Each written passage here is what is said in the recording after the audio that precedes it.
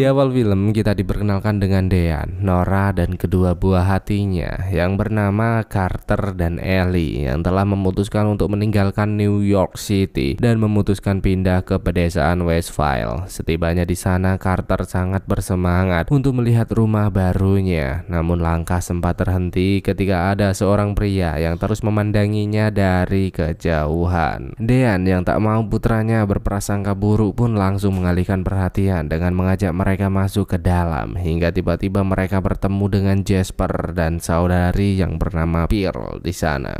Tentu dalam sebuah film hal seperti itu sudah menjadi pertanda, namun mereka tak mau berprasangka buruk dan yakin semua akan baik-baik saja. Hingga Nora tanpa sengaja bertemu dengan kawan lamanya yang bernama Karen yang ternyata seorang developer di wilayah ini. Tentu pertemuan mereka sangat mencairkan suasana sehingga dengan sangat mudah melupakan kejanggalan-kejanggalan yang mereka lewati. Bahkan Dean juga semakin mantap dan langsung menyetujui harga yang diberikan untuknya. Sejak 6 minggu mereka tinggal di sana, semua berjalan menyenangkan. Bahkan Dean dan Nora dapat menikmati kehangatannya tanpa gangguan. Namun siapa sangka Ellie mulai merasakan kejanggalan dengan seringnya mendengar suara-suara aneh dari sebuah ruangan.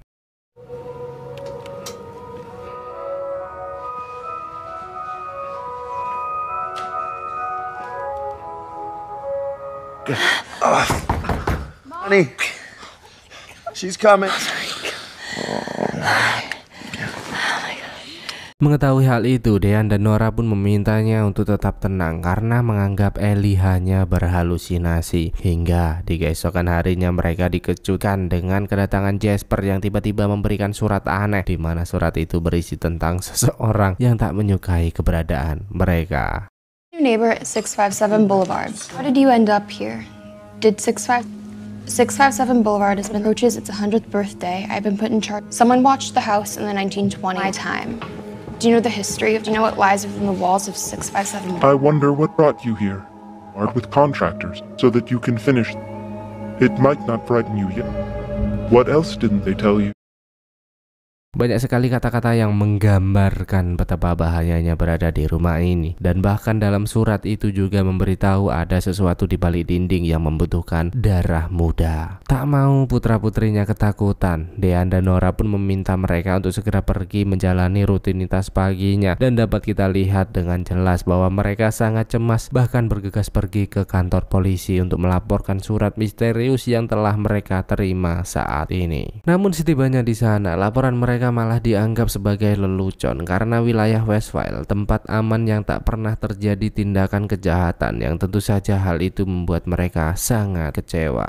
But my gut tells me are safe. Okay? That. How we had a Dino. Bahkan setibanya di rumah, Dean lagi-lagi dikejutkan dengan tetangganya yang bernama Mitch dan Maureen yang bertindak sesuka hati menanam di area miliknya. Sebagai tuan rumah, tentu Dean merasa tak senang. Namun ketika ia berusaha menegur dengan baik, siapa sangka pasangan tua itu malah mengancam dan mengatakan bahwa mereka akan selalu mengawasinya. Get to this side of the fence. Watching me for different reasons. Let's go make the most delicious. Oh, that folate. It's good chatting with you. We'll still keep an eye on you. Dan dengan surat itu, Nora juga berinisiatif datang menemui Karen untuk menceritakan masalah ini. Karen pun merasa terkejut, namun Nora mencoba menjelaskan bahwa dirinya tak menyalahkan Karen dan hanya memintanya untuk membantu mencari tahu pengiriman dari surat misterius tersebut. Seiring berjalannya waktu, mereka pun mulai merasakan keresahan. Bahkan terlebih lagi, Ellie juga menunjukkan masa pubernya yang tentu saja membuat mereka semakin cemas. Hingga tiba-tiba perhatian mereka kembali terpecah ketika Carter berteriak ketakutan yang ternyata Jasper telah menyelinap masuk ke rumah mereka secara diam-diam. What the fuck? Get up! What happened? Dumbwaiter? Well, where the stay out? What are you doing? Was he in the dumbwaiter? Yeah. Do that. He's harmless. Wait, Just threaten him. What is? I'm not the one that broke into the house and started All the running. previous owners were just fine with him. 60 years.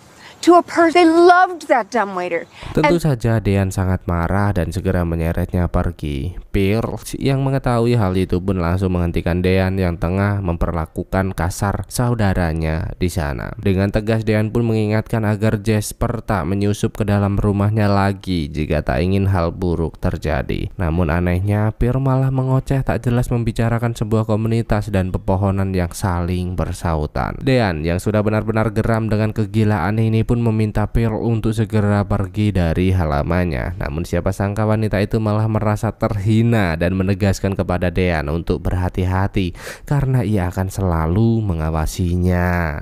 Dengan semua itu, Dean pun tak mau membuang-buang waktu lagi dan segera memanggil Dakota, si ahli keamanan wilayah ini. Dengan tegas, Dean meminta pria hitam manis itu untuk memasang keamanan di setiap sudut rumah dan tak menghiraukan tagihan sebesar $7.000 atau sekitar 70 juta lebih. Meski mereka baru saja mengeluarkan nominal yang cukup besar untuk memiliki rumah ini. Gila gak tuh 70 juta bro? Ini bisa 80 juta ding, maaf. Namun sepertinya hal itu akan menimbulkan masalah baru jika kita dapat menyadari ketertarikan Dakota terhadap Ellie di sana.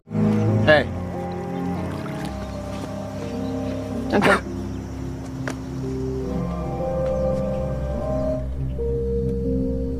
Di malam harinya, mereka pun masih dapat tertidur dengan tenang. Namun di pagi harinya, Carter kembali sangat ketakutan ketika melihat salah satu hewan peliharaannya telah tewas mengenaskan.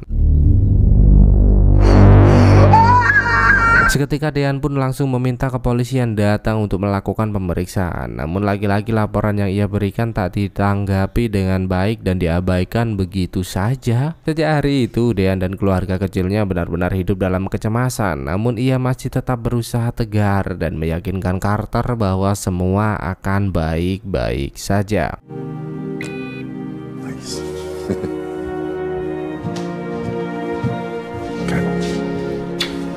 Love you too. Dengan alat keamanan yang telah mereka miliki, namun siapa sangka di pagi harinya Dean kembali menerima sebuah surat dari The Watcher, sang pengawas yang telah mengetahui seluk-beluk keluarga Dean yang tentu saja membuatnya semakin ketakutan. You certainly say their names often. Ellie is a lovely pianist with 657 Boulevard. It's been years since you found all the secrets it holds yet. Too afraid to go down there alone. It is far away from the rest of it. Hear them scream. What's going on? Or will you all sleep on the second floor? It will help me to know who. Then I can plan better. In 657 Boulevard. Allow me. Who am I? And have been in control of decades now. Obsession. And now you welcome to the product of your brought the past 3 families to 650. It has brought you to me. No, I will be watching.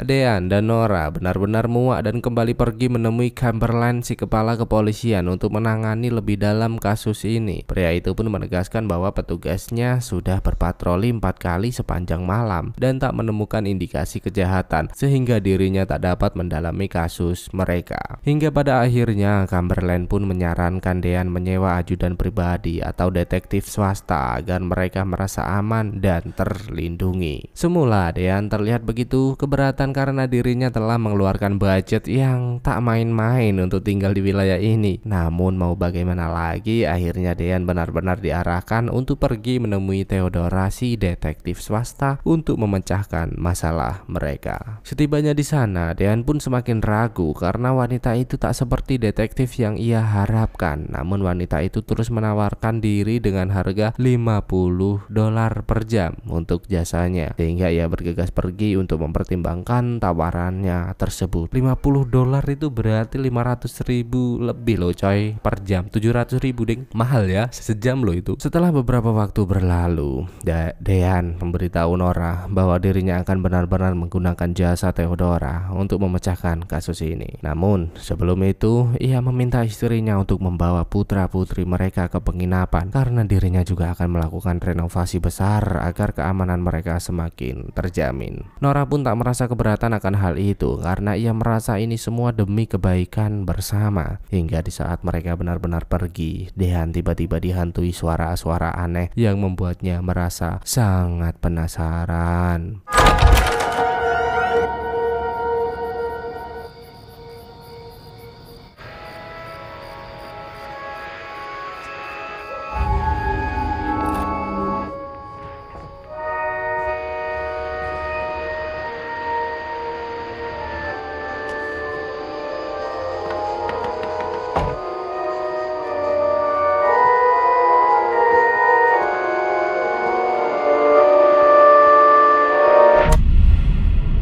Dan tahukah kalian bahwa Nora yang telah berada di motel bersama anak-anaknya juga mendapatkan teror dari penelepon misterius yang tentu saja membuatnya sangat ketakutan. Untuk itu Nora pun kembali meminta Dean datang dan mengajaknya mencari tahu siapa di balik penelepon misterius ini. Namun sialnya, ketika mereka pergi menemui resepsionis yang tengah berjaga, mereka hanya mendapatkan jawaban bahwa hal ini sudah biasa terjadi. Mangklek, aneh banget gak sih? Seolah-olah semua orang yang berada di lingkungan keluarga Dean membiarkan misteri ini berjalan begitu saja, bro. Gila sih, seru banget. Seiring berjalannya waktu, Nora pun berusaha mencari tahu melalui jalur lain dengan menemui Karen untuk mencari tahu siapa saja yang tertarik dengan rumahnya. Nora berharap dengan melakukan hal itu ia dapat menemukan pelaku di balik semua teror ini. Namun Karen tak mau memberitahu Nora dengan alasan perusahaan yang ia ikuti sangat menjaga privasi semua kliennya. Bahkan Karen juga malah menakut-nakuti Nora dan memintanya untuk menjual rumah yang mereka tempati dengan separuh harga, berharap mendapatkan keuntungan dari masalah ini. Tak mau menyerah dengan keadaan, Dean dan Nora pun memilih untuk bertahan dan bahkan juga memperkuat keamanan di motel yang kini tengah menjadi tempat tinggal sementara mereka. Nora, si wanita pejuang pun mengatakan kepada Dean untuk tidak membiarkan hidup mereka hancur begitu saja dan harus terus menyelesaikan masalah ini. I don't think we can give up yet. You always have been.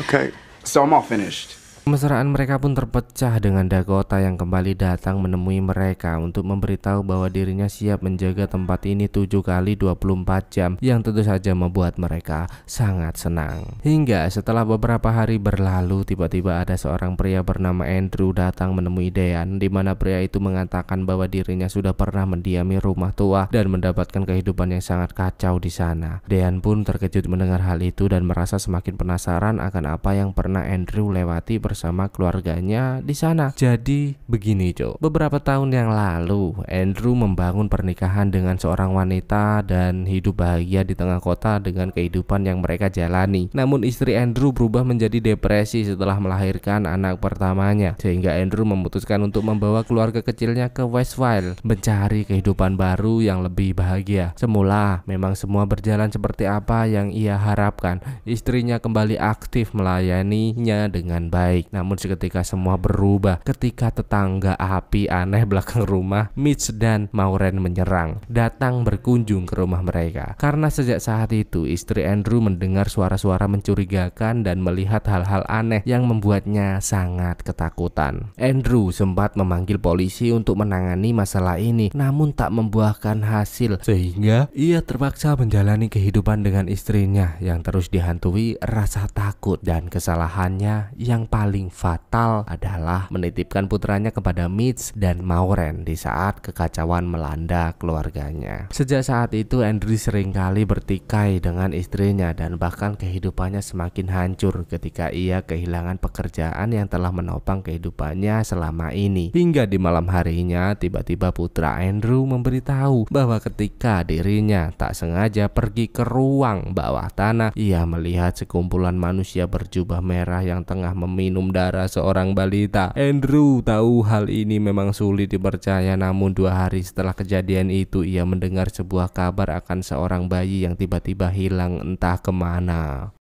They never find him. So now I'm fucking losing my... I start taking pills so I can get to... As an outpatient every day, so... All time. I tell the cop and I got a letter. Mrs. Pierce. Bahkan Andrew menjadi lebih sering menerima surat-surat teror yang kian hari kian meresahkan, dan untuk membuktikan semua perkataannya ia juga membawa semua surat untuk ia tunjukkan kepada Dean. Andrew sempat pergi melaporkan masalah ini, namun laporannya juga selalu ditolak hingga ia benar-benar tak tahan lagi ketika melihat istrinya semakin gila setelah melihat Maureen menyayat kulit putranya di sana. Himself, and suddenly coming out of his... I looked. Andrew yang tak mau anak istrinya dalam bahaya pun langsung memutuskan untuk membawa mereka pergi. Namun di kediaman baru ternyata mereka juga tidak dapat hidup dengan tenang hingga tiba-tiba One day I was bringing my son home from a... No, it's okay. Andrew melihat istrinya bunuh diri dengan mengenaskan. Maka dari itu Andrew meminta Dean segera pergi agar tak ada lagi yang mengalami hal buruk sepertinya. Dan bersamaan dengan itu kita juga diperlihatkan dengan sebuah momen yang memperkuat dugaan kita semua, di mana Ellie semakin dekat dengan Dakota. Dan anjir nggak tuh? You didn't even notice. Damn. You just scared the shit. Don't get me in trouble, okay? I'll tell. If you don't tell them that me. Man. The pool looks heated to me.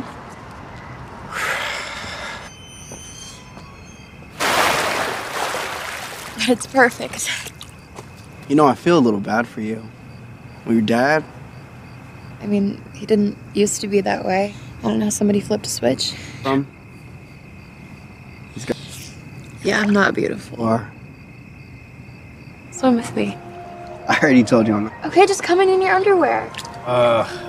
Can't believe you're making me do. So, who do you think it is? Letters, the watcher. I mean, he keeps coming in your house. Like, it's gotta be him. But I also don't. Can I kiss you? How old are you? 16. See, I'm 19. Oh, well. I'm not just... Singkat cerita, dengan informasi yang Andrew sampaikan, Dean langsung mempercepat jalannya renovasi, yang siapa sangka hal itu membuat Maureen sangat marah. Sempat terjadi cekcok di antara mereka, dan bahkan wanita tua itu berjanji akan selalu mengawasi Dean mulai saat ini. Namun Dean tak lagi peduli dan mengatakan lebih tegas bahwa dirinya telah mengetahui semuanya. Dan ketika Nora, Ellie, dan Carter datang berkunjung untuk melihat renovasi yang tengah berlangsung, tiba-tiba perhatian mereka terpecah dengan keramaian yang terjadi, di mana Mitch dan Maureen ditemukan tewas bunuh diri dan meninggalkan sebuah surat atas kebenciannya terhadap Dean yang tentu saja membuat mentalnya semakin tertekan. You threatened they fucking killed themselves. But Your parents? she had cast out her. All they wanted was some this note. Asshole, you threatened them. You did this. Let's go upstairs, please. What happened? I didn't say anything. I didn't tell them they should kill themselves. Di saat dirinya berniat untuk mengistirahatkan badan yang sudah benar-benar lelah menjalani kenyataan, tiba-tiba alarm tanda bahaya berbunyi kencang dan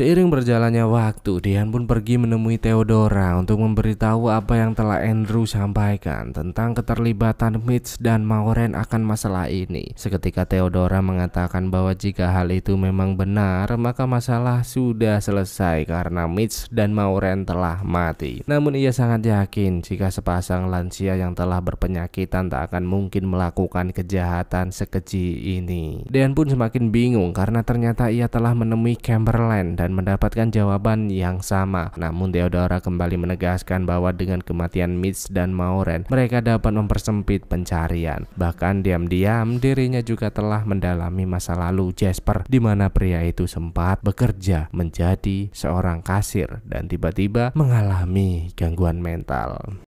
School gets a job bagging groceries at a supermarket with elective mutism. I guess so.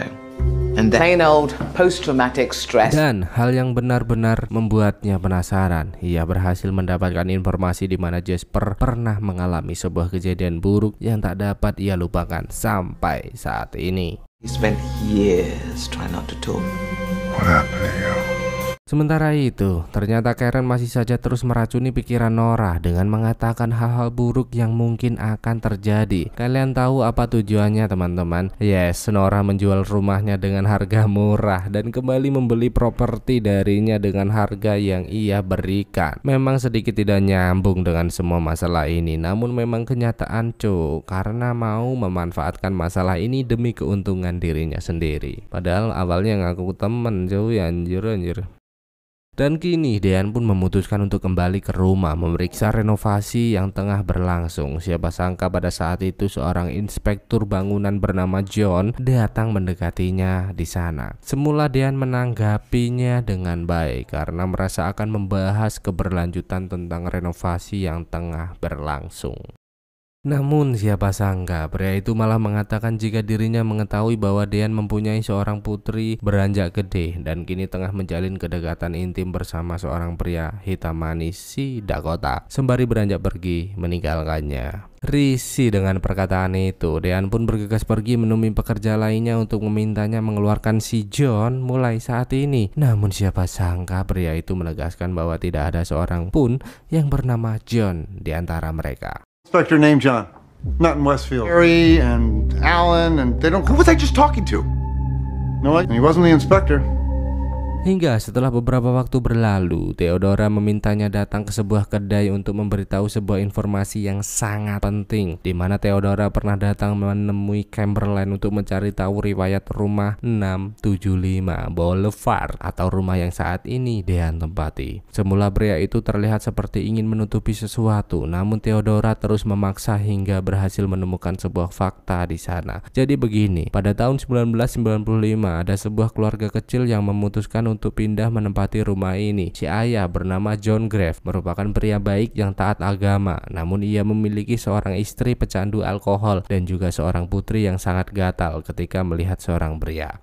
Dan setelah beberapa waktu, si John mulai menerima surat-surat aneh yang telah mengetahui seluk-beluk keluarganya dan bahkan selalu melontarkan kata-kata kasar untuknya. Surat itu terus berdatangan meneror si John dan mulai mempengaruhinya untuk menyiapkan darah segar demi mendapatkan kehidupan yang tenang. Hingga terjadilah hal yang benar-benar membuat John muak, di mana putri cantiknya mengadakan pesta Halloween secara diam-diam, dan paling parahnya lagi ABG muda itu berkencan dengan gurunya sendiri yang tentu saja membuatnya semakin muak di sana. Get out of my house! Daddy, stop it! What the hell? He's watching!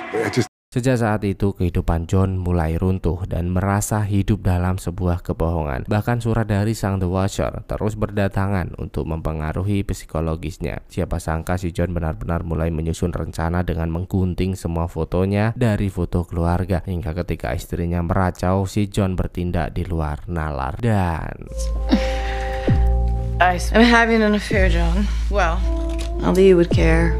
Talking. I need someone to fuck. Hello?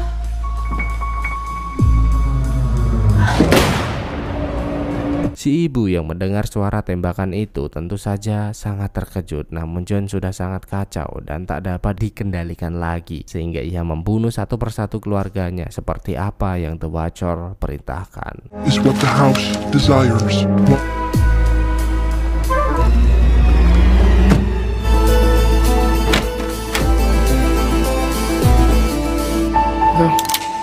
Puts music on the intercom. Hingga 2 minggu dari kejadian itu, salah satu tetangganya yang merasa penasaran dengan kediaman John Grave pun datang bertamu. Yang siapa sangka ia malah menemukan mayat-mayat tergeletak di sana. Bahkan mayat-mayat itu mengering seperti sudah terkuras, hingga terlihatlah beberapa kaleng susu berlumuran darah di lantai bawah. Dan setelah kejadian itu si John menghilang, dan surat-surat misterius dari The Watcher juga tak lagi berdatangan. 11 days before the bodies are found, that's 3 days.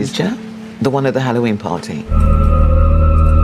He's side by side blown out, shot through from a different gun bolt. And get this, bodies are laying dead inside 657 Boulevard. Was still watching. That John Graff forgot to put a stop to the mail. But the mail tea every day. Paperboy delivers the paper. Now,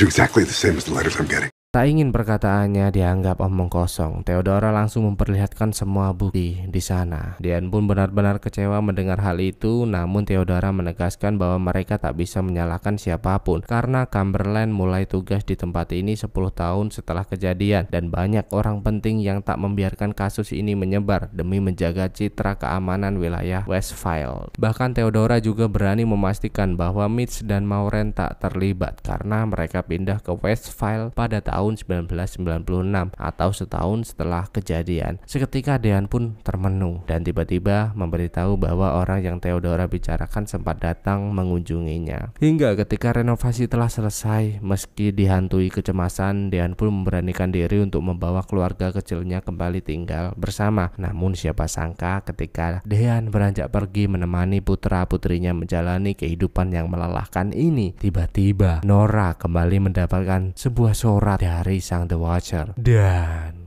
Everywhere now. This world, can you?